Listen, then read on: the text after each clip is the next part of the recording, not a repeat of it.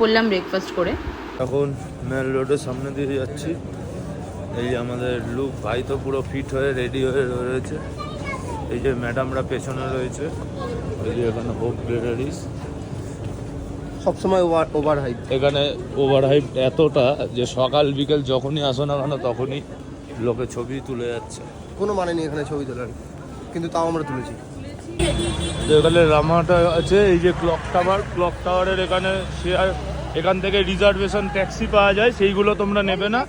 Side দে চ নিচে নাম। রাস্তাটা নিচে নামছে, এই যে রাস্তাটা নিচে নামছে। তো এখান থেকে নিচে এই যে সিঁড়ি দিয়ে নেমেই চক বাজার আছে। চক বাজারের এখান থেকে 35 টাকা নেবে ঘুম স্টেশন। ঘুম স্টেশন খালি বলবে যে ঘুম স্টেশন যাবে।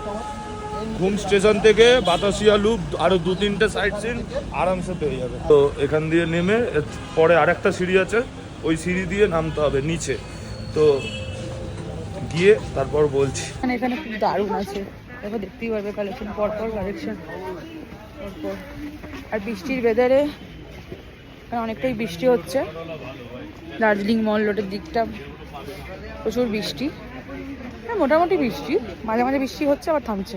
তো এতগুলো সিঁড়ি নামার পর আমরা আমাদের গাড়ি পেয়ে গেছিলাম। তো তাকে আমরা বলে দিলাম যে আমাদের কোথায় নামাতে হবে। আমরা প্ল্যান করেছিলাম আমরা বেরিয়ে ফার্স্ট বাতাসিয়া লুপ যাব, তারপর ওখান থেকে আমরা মনেস্ট্রি যাব। তো ওখান থেকেই পরপর সব। তো আমরা বাতাসিয়া লুপে পৌঁছে গেছিলাম। তো এটা বাতাসিয়া লুপের লাইন টিকিট কাউন্টার অ্যাকচুয়ালি।